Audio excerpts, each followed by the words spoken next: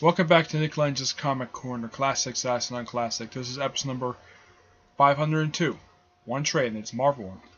And it's Siege, X-Men. Yeah, it's just two X-Men series that just happened to tie into the event Siege from 7 years ago. And it's Dark Wolverine issues 82 to 84 and New Mutants Volume 3 issue number 11. Yep. The Dark Wolverine issue is written by Danny Way Marjolou.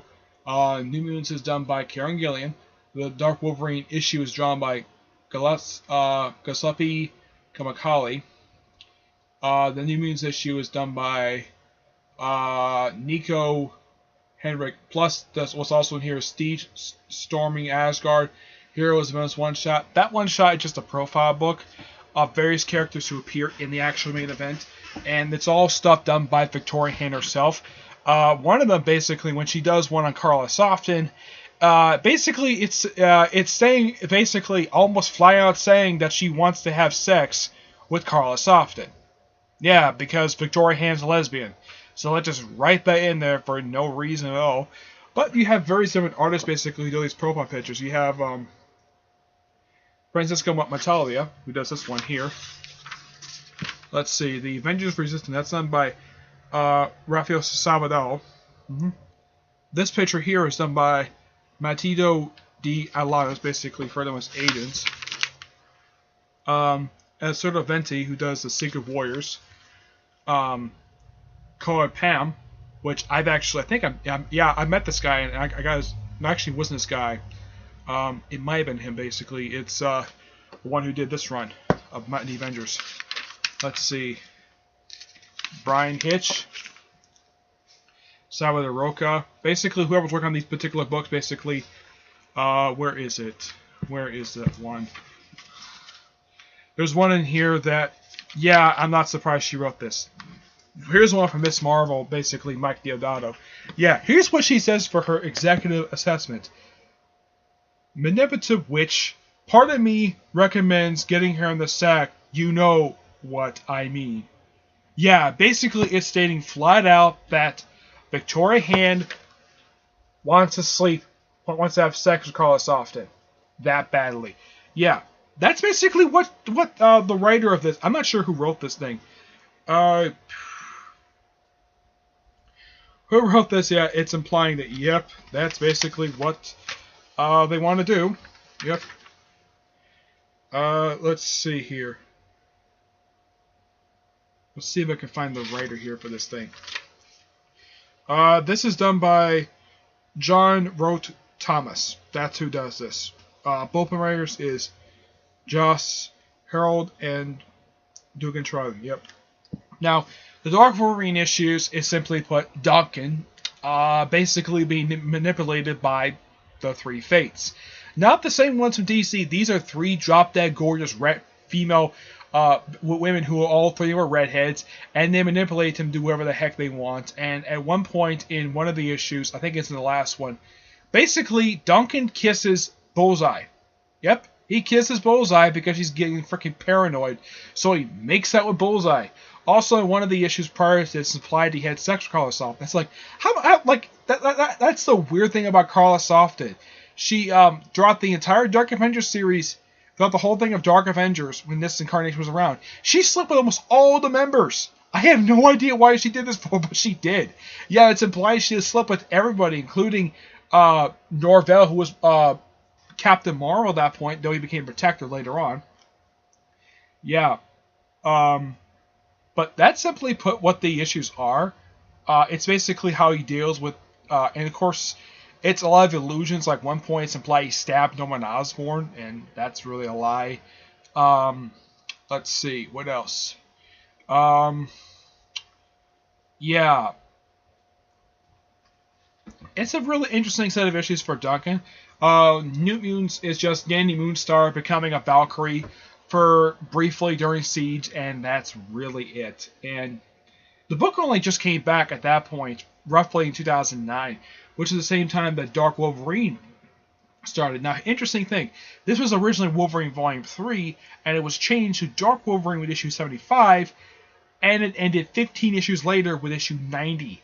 and it was relaunched as Dinkin Dark Wolverine, while Logan got his main title back. But after this crossover ended, I think he had like one standalone issue after this. Then he had 2 issues of a crossover, 2 issues, next 2 issues after this, where he crossed over with Wolverine Origins, which later ended that series, and then he crossed over with, then he had 2 issues crossover with the Punisher. Right after that, basically, where the Punisher gets revenge, what happened in Dark Reign of List one shot, where Denkin basically sliced Punisher to pieces before he's put together like a Frankencastle monster. And then, of course, the last issue basically is a prelude to the first arc of the Denkin Dark Wolverine series. That is what the last few issues are for the series. For New Mutants, this book managed to last for a couple more years before it ended, but at one point the series decided to jump.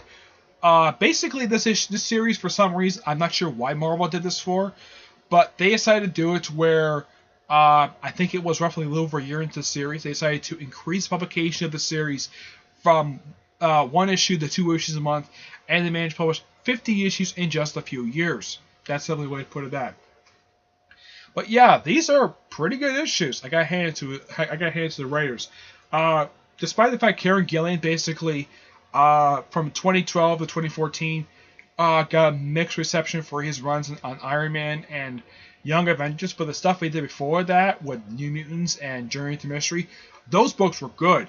Yeah, and currently the guy is doing a great job on he was doing the Darth Vader book. That book was amazing. Currently he's doing Dr. Aphra, and he does Star Wars. Yeah, he does those 2 books now.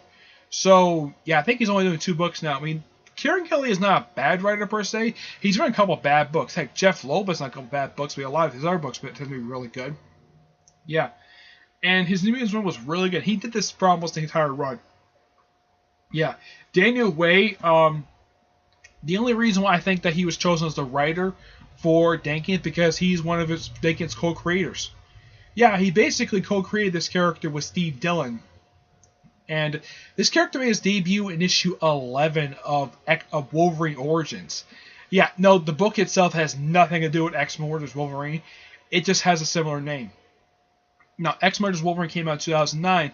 Wolverine Origins, I think, started in 2000. I think it started in 2006 and ended in 2010 after roughly 4 years of publication. But yeah, you can kind of say that that the Dark Wolverine series and the Denkin Dark Wolverine is just a spin-off of it. That is just how you would put it. Yeah, but these issues in here, good. Siege itself is a great event. No, hardly anybody talks about this event anymore. Though, it kind of bugs me the fact that you have this great cover. It's kind of done like this for some strange reason. Yeah, it's done like this on all the covers for this crossover. I've never found out the reasoning for this. I did find out the reason why Civil War, the original one, basically why the covers are like that, because the editors, I asked the artist about this, Steve McNiven, of why the covers were basically like half here and then like where you have a half good page and most of it's white. He says the reason why, because that the editors wanted it that way. This, I have not found out the reasoning for this. If I meet the artist of Siege, I'm going to ask him basically flat out why in the world the covers are like this. This is not a bad looking cover. It's a great, artistically good cover. You have the stuff with Dark Wolverine, you have the Siege banner over here. Fine. I mean, the trade itself is 7 years old, but it's in pretty fair condition.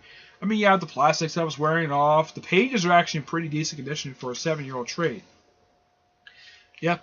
But I'm going to get this a 9 out of 10. This is actually pretty good. Nothing really wrong with this per se. It's just that, well, yeah, surprisingly no one talks about this. They did do revival of Siege. There was a second Siege miniseries published for Secret Wars. And the book had nothing to do with Siege at all. It was not a follow-up to it. Its Siege was simply a prison, where it's actually a wall that basically separates the entire all the domains of Battleworld, but it's also serves as a prison, which is weird. How in the world is it that a thing functions as a wall and a prison at the same time? It's really bizarre.